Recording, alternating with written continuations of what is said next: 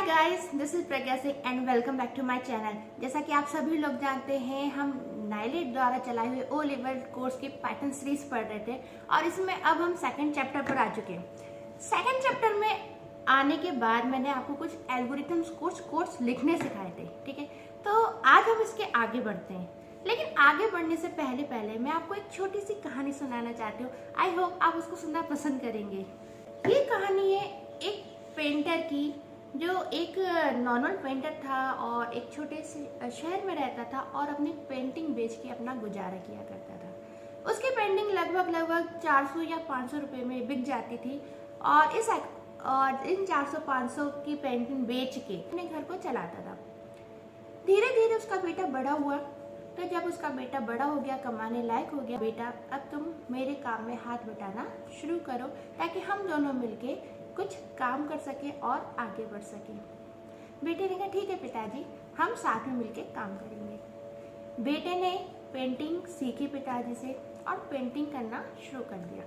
अब आप सभी जानते हैं, जब नया बच्चा कोई नया काम सीखता है, जब एक न्यू एज होती है, उसमें हमारा दिमाग अच्छी तरीके से कार्य करता है, काफ़ी अच्छे से कार्य करता है। बेटे ने पेंटिंग बनाना शुरू किया। अब पेंटिंग जो बनाना शुरू किया तो पेंटिंग पिताजी से भी ज़्यादा कीमत पर बिकने लगी। यानी यहाँ पे पिताजी की पेंटिंग 400-500 रुपये में बिकती थी, वहीं उस बेटे की पेंटिंग 800 से 1000 रुपये में बिकना शुरू हो गई। बेटे को धीरे धीरे अभिमान आया और बेटे ने कहा पिताजी, मेरी पेंटिंग तो आपसे भी ज़्यादा रुपये में बिकना शुरू हो चुकी है और मेरे को बहुत अच्छे से पेंटिंग करना आ चुका है और इस पेंटिंग को मैं खूब अच्छे से बनाया करूँगा और बेचा करूँगा। पिताजी ने कहा बहुत अच्छी बात है बेटा कि तुमने पेंटिंग करना सीख लिया और मुझसे भी अच्छा करना सीख लिया, मेरे लिए बहुत गर्व की बात है। लेकिन मैं आज जो तुमने अपनी घमंड भरी बात कही है, इसके लिए मैं तुमको एक आप बीती सुनाना चाहता हूँ। बेटे ने पूछा क्या है पिताजी? पिताजी ने बोला बेटा, जिस तरीके से मैं पेंटिंग करता था, तुमने मुझसे पेंटिंग सीखी, इसी प्रकार तुम्हारे दादाजी भी पेंटिंग करते थे और मैंने उनसे पेंटिंग करना सीखा। दादाजी की पेंटिंग 200-250 में बिकती थी। उस चीज़ को मैंने सीखा और सीखने के बाद मेरी पेंटिंग उस समय से दादाजी से ज़्यादा कीमत पर बिकनी शुरू हो गई थी। मुझे अभिमान हो गया कि मेरी पेंटिंग ज़्यादा अच्छी बिक रही है। मैंने अपनी पेंटिंग बनाता था और बेच देता था कि मेरी पेंटिंग उनसे ज़्यादा कीमती बिक रही है। लेकिन इस अभिमान ने मुझे फिर उससे आगे नहीं बढ़ने दिया, यानी मेरी पेंटिंग उनसे ज़्यादा की बिकने लगी। फिर उसके बाद मैंने कभी सोचा ही नहीं कि क्यों ना मैं इसको और भी अच्छा सीखूं। मैंने उससे और भी अच्छा सीखने की कोशिश नहीं की और मेरी पेंटिंग जितने की थी उसके आजू बाजू थोड़ी बहुत 19-20 बढ़ के बिकी, लेकिन मैंने अपनी स्किल्स नहीं बढ़ाई, इसलिए मेरी वो पेंटिंग बहुत अच्छी कीमती नहीं बनी। पिताजी ने समझाया बेटा, आपको ये गलती नहीं करना है, आपको निरंतर अभ्यास करना है। आपने मुझसे पेंटिंग सीख ली है, लेकिन अब आप उसको अपना दिमाग लगा के, अपना विवेक लगा के अपने स्किल्स को और डेवलप करो और जो पेंटिंग आज तुम्हारी 1000 में बिक रही है, इसको और भी नए नए तरीके से सीखो और अपने पेंटिंग की कीमत को बढ़ाने की कोशिश करो। और पेंटिंग की कीमत तभी बढ़ेगी जब आप अपनी स्किल्स बढ़ाएंगे, ठीक है। और स्किल्स तभी बढ़ेगी जब आप अपनी खुद की सेल्फ प्रैक्टिस करेंगे। ओके, ये छोटी सी कहानी है फ्रेंड्स, और छोटी सी कहानी के थ्रू मैं आपको बताना चाहती हूँ कि हमने भी यहाँ पे कुछ कोड बनाने सीखे हैं। इसी प्रकार फ्रेंड्स, आप सब भी, जो भी मेरे व्यूअर्स हैं, मेरे स्टूडेंट्स हैं, कंप्यूटर साइंस फील्ड में जो भी व्यक्ति नए हैं, जो भी स्टूडेंट्स मेरे नए हैं, मैं चाहती हूँ कि जिस लेवल पे मैंने सीखा है उसके लेवल के आगे बढ़िए। आप अपनी स्वयं की खूब प्रैक्टिस करिए और प्रैक्टिस करके एक अच्छे डेवलपर के रूप में सामने आइए, यानी एक बहुत अच्छे प्रोग्रामर बनकर दिखाइए, ठीक है। तो अब प्रैक्टिस के लिए क्या जरूरी है? प्रैक्टिस के लिए जरूरी है आपके पास काम होना, ठीक है। तो अब बारी आती है आपके असाइनमेंट देने की। मैं आपको आज असाइनमेंट दे रही हूँ। आप उन असाइनमेंट्स को बहुत पेशेंस के साथ, बहुत ज्ञानपूर्वक उनको हल करने की कोशिश करना है। यदि आप हल नहीं कर पाते हैं तो बिल्कुल आपकी टीचर आपके साथ है, लेकिन उसके पहले आपको हल करने की कोशिश जरूर करना है, ठीक है। हाथ पे हाथ रख के खाली बैठे बैठे आप कुछ नहीं कर सकते। मैंने आपको जो पढ़ाया सिर्फ आपके दिमाग में उतना ही कंसेप्ट बैठेगा। यदि आप अपनी खुद की प्रैक्टिस करेंगे तो उससे आपकी अपनी स्किल्स और डेवलप होगी। ओके फ्रेंड्स, तो चलिए आइए मैं आपको कुछ असाइनमेंट्स देती हूँ और आप उनके ऊपर प्रैक्टिस करके अपनी कोडिंग तैयार करिए। ठीक है, यानी कोडिंग पे तो हम अभी पहुंचे नहीं, यानी आप उसके लिए एल्गोरिथम का जो कोड है, जो आपको मैंने लिखना सिखाया, एल्गोरिथम का कोड और फ्लो चार्ट बनाना सिखाया, आप उसकी प्रैक्टिस करिए।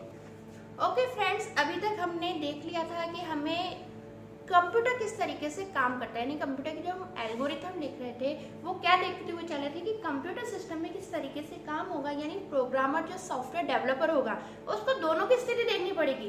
कंप्यूटर मेमोरी की भी, कंप्यूटर मेमोरी किस तरीके से काम करता है और यूजर के लिए वो सॉफ्टवेयर किस तरीके से सरल हो सकता है। इन दोनों को चीजों को देखते हुए आपको सॉफ्टवेयर को डेवलप करना है। ठीक है, अब हम यहाँ पर आते हैं तो आपके असाइनमेंट में सबसे पहला असाइनमेंट आपको फाइंड आउट करना है एरिया ऑफ ट्राइंगल। एल्गोरिथम लिखनी है इसके लिए आपको, जिसमें आपको एल्गोरिथम के द्वारा फाइंड आउट करना है कि कंप्यूटर से यदि हमें ट्राइंगल का एरिया फाइंड आउट करना है तो किस तरीके से कर सकते हैं। ठीक है, उसके लिए मैंने आपको यहाँ पे फॉर्मूला लिख दिया है।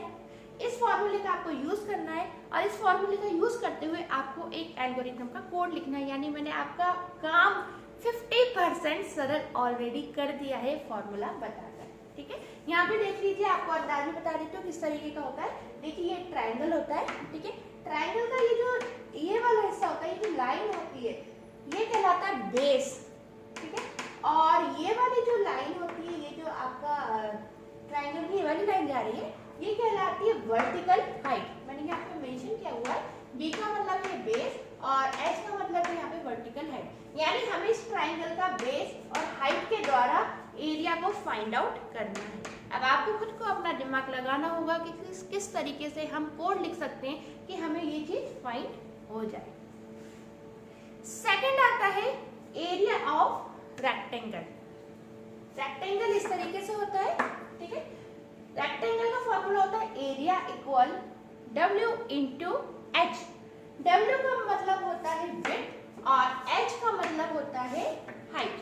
ठीक है, ये जो चीज है, ये वाली लाइन है रेक्टेंगल की, ये विड्थ कहलाती है और ये जो ऊंचाई है ये रेक्टेंगल की हाइट कहलाती है। इन फॉर्मूले का यूज करते हुए आपको प्रोग्राम का कोड लिखना है, यानी आपको उसका एल्गोरिथम कोड लिखना है कंप्यूटर के द्वारा बनने वाला। ओके,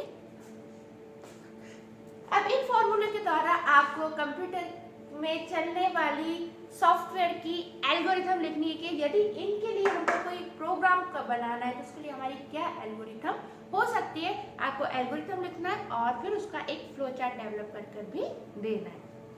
अच्छा, एक चीज और, कुछ बच्चों की क्वेरी आई थी कि फ्लो चार्ट में जब हम मेमोरी डिक्लेयर कर रहे हैं कि मैंने आपको बताया था कि आप मेमोरी लोकेशन बनाइए टेक ABC, आपको प्रीवियस वीडियो में शायद मैंने फ्लो चार्ट बताया था।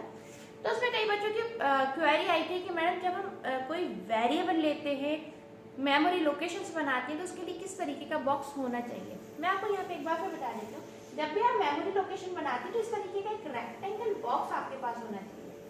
ठीक है, जिसमें आप लिख सकते हैं टेक ABC, वो इस तरीके का रहेगा। ठीक है, टेक की जगह आप यहाँ पे डिक्लेरेशन भी लिख सकते हैं।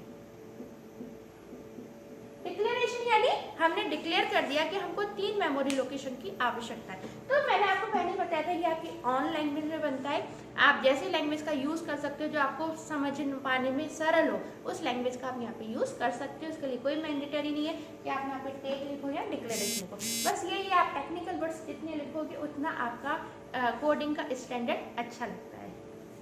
ओके फ्रेंड्स, आज के वीडियो लेक्चर में मैंने आपको कुछ असाइनमेंट्स दी हैं। प्लीज़ इन असाइनमेंट्स को प्रॉपर तरीके से सॉल्व करने की कोशिश कीजिए और अपने एल्गोरिथम को तैयार करिए। एल्गोरिथम का तैयार करने के, कोड तैयार करने के लिए आप जितनी प्रैक्टिस करेंगे उतने ही अच्छे आप एक प्रोग्रामिंग डेवलपर बन पाएंगे। ओके फ्रेंड्स, मिलते हैं नेक्स्ट लेक्चर में। Bye bye, take care, thanks for watching.